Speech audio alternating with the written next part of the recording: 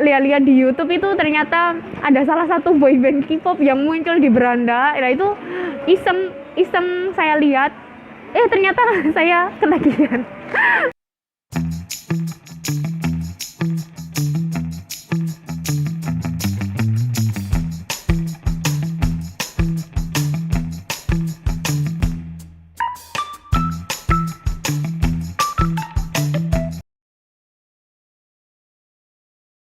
Assalamualaikum warahmatullahi wabarakatuh.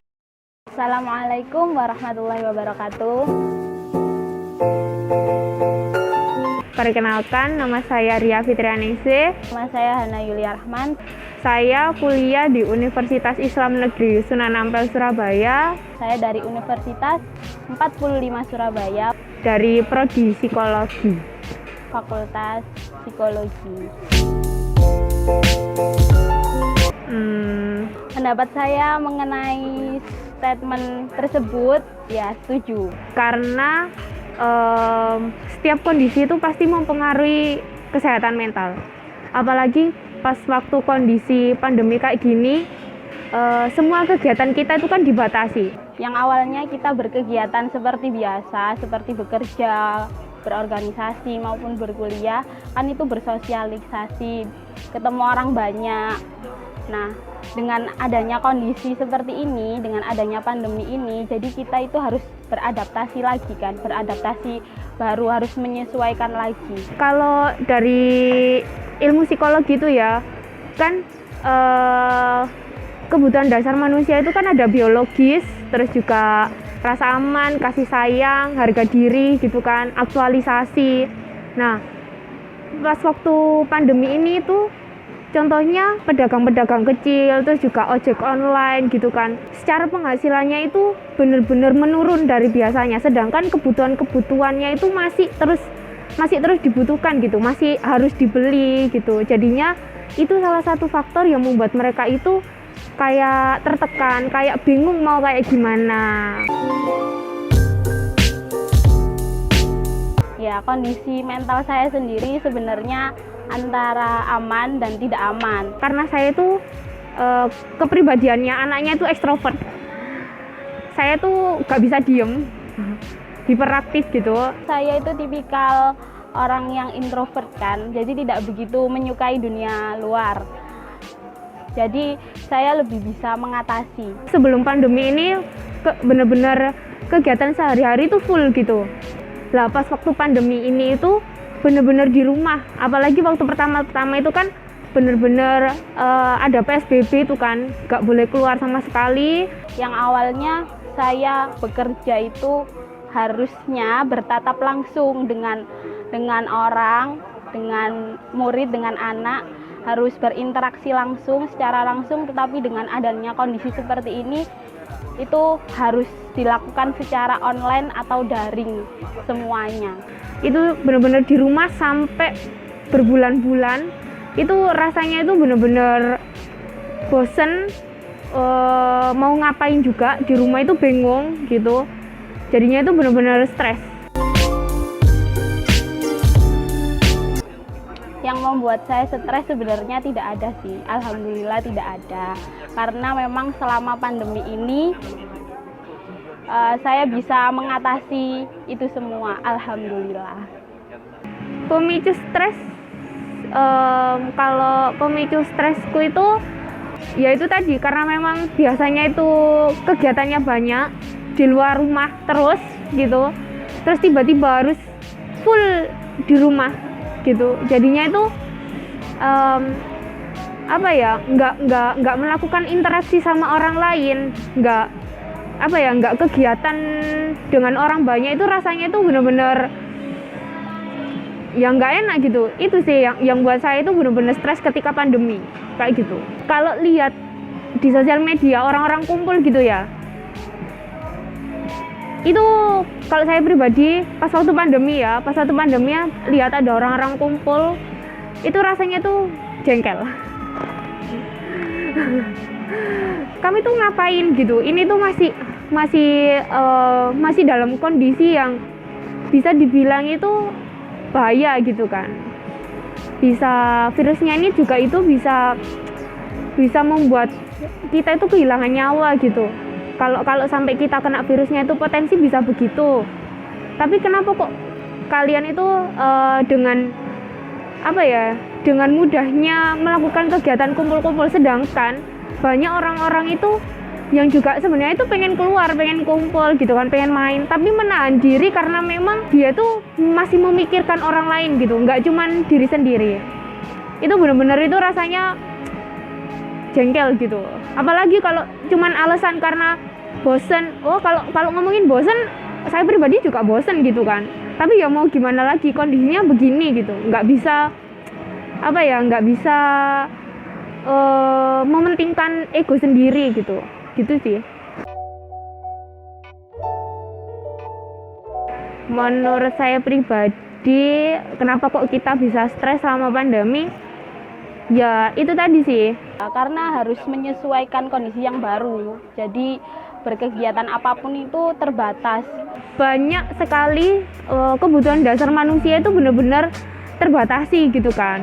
Contohnya susah untuk bersosialisasi, susah berinteraksi secara langsung, jadi benar-benar harus beradaptasi dengan kondisi atau situasi yang baru saat ini.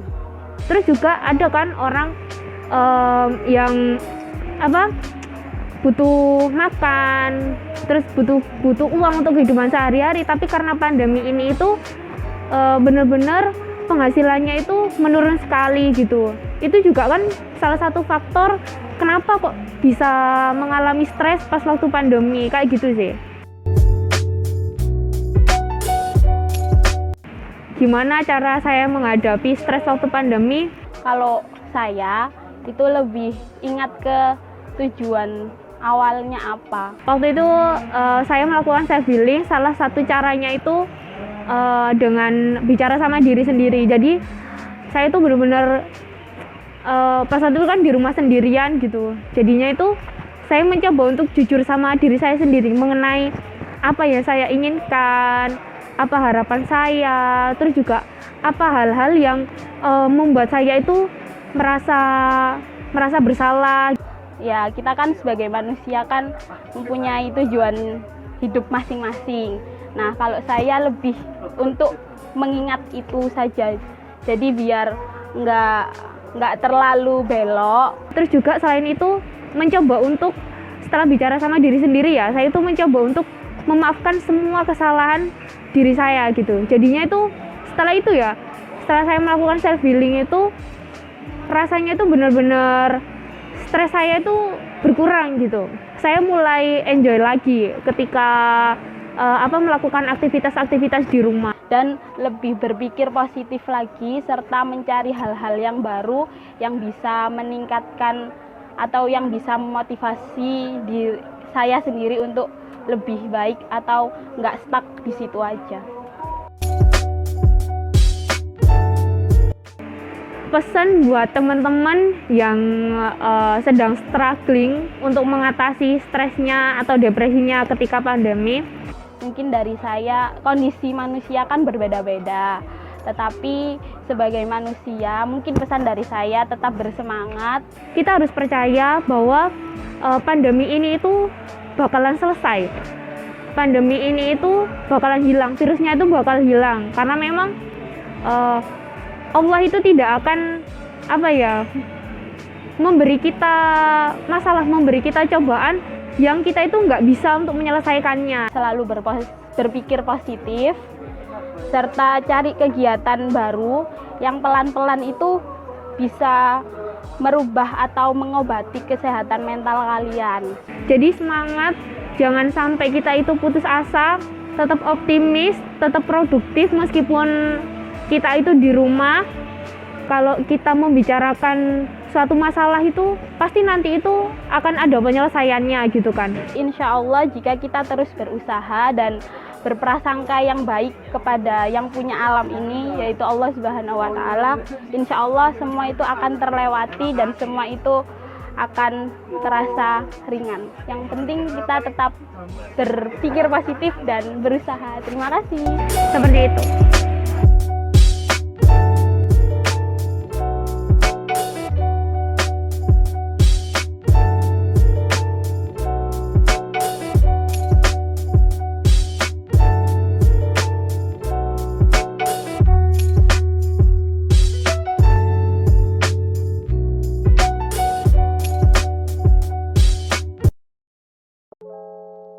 Perkenalkan, nama saya Septian Asmaul Nur Aziza, biasa dipanggil Septi. Saya dari Universitas Islam Negeri Sunan Ampel, Surabaya, Prodi Ilmu Komunikasi.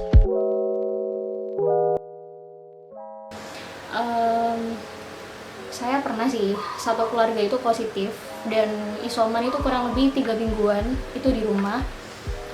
Keluar rumah pun itu tujuannya cuma beli vitamin, kalau nggak itu beli obat gitu kan, sama suplai makanan untuk 1 bulan ke depan itu.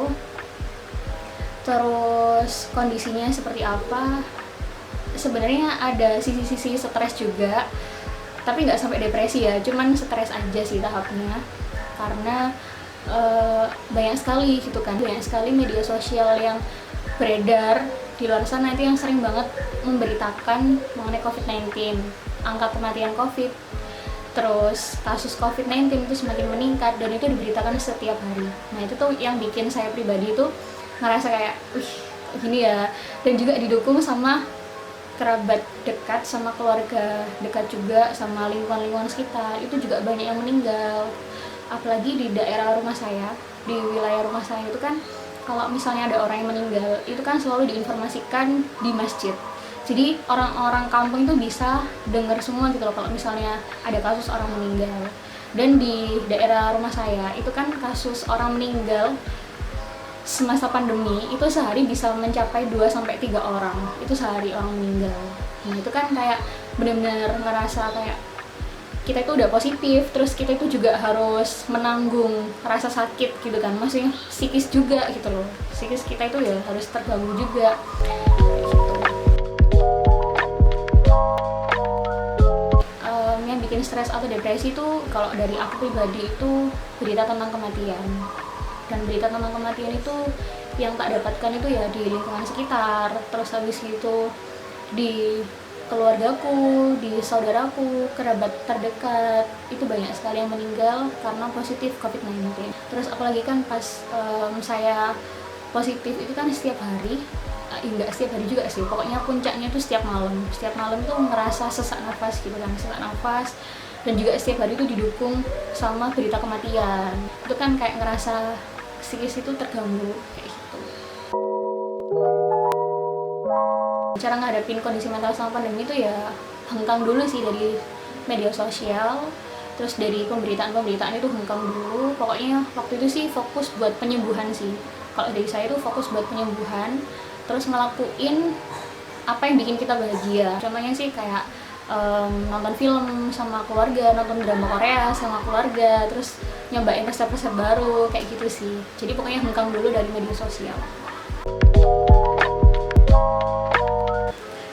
Pesan saya buat teman-teman yang lagi struggling di luar sana itu tetap semangat. Terus ada kalanya juga kita tuh harus beristirahat sejenak dari media sosial. Terus lakuin apapun yang bikin kamu tuh bahagia, yang bikin kamu tuh senang. Karena bahagia itu nambah imun juga. Juga terus percaya bahwa ke depan bumi kita itu akan semakin baik-baik aja. Jangan lupa untuk berdoa. Semangat.